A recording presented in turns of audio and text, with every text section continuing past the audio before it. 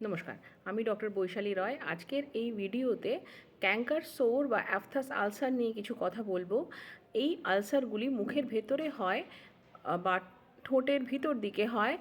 এটা খুব পেইনফুল, সাংঘাতিক ব্যথা হয়। খেতে গেলে বা জল খেতে গেলে বা মুখ নাড়াতে গেলেও ব্যথা করে। এটা প্রধানত 3 প্রকারের। খুব ছোট যেগুলো সেগুলোকে বলে মাইনর, তার থেকে বড় মেজর এবং হারপেটিক, যেখানে আমরা দেখি যে অনেকগুলো এরকম আলসার একসাথে এক জায়গায় হয়।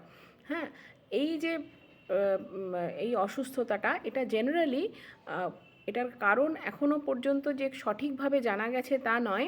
হ্যাঁ, কিন্তু এটা মোটামুটি স্ট্রেস বেশি থাকলে, কিছু ভিটামিনসের অভাব যেমন B12-এর অভাব, আয়রনের অভাব, ফোলেটের অভাব থাকলে এগুলো বেশি হয়। বা মুখের ভেতরে কখনো ব্রাশ দিয়ে বা অন্য কোনোভাবে যদি আঘাত লেগে যায়, ডেঞ্চার দিয়ে আঘাত লাগতে পারে, সেই ক্ষেত্রে কিন্তু এইগুলো হয়।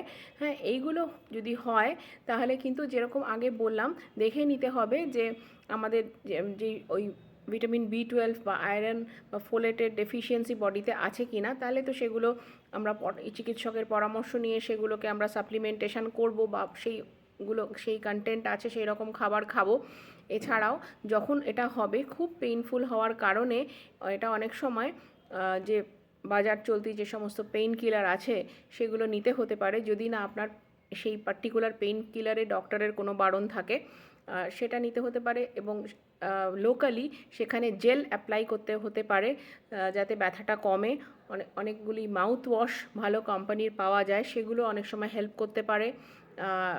এই কারণ এটা তো একটা ইনফেকশন, এই ইনফেকশনটাকে দূর করতে।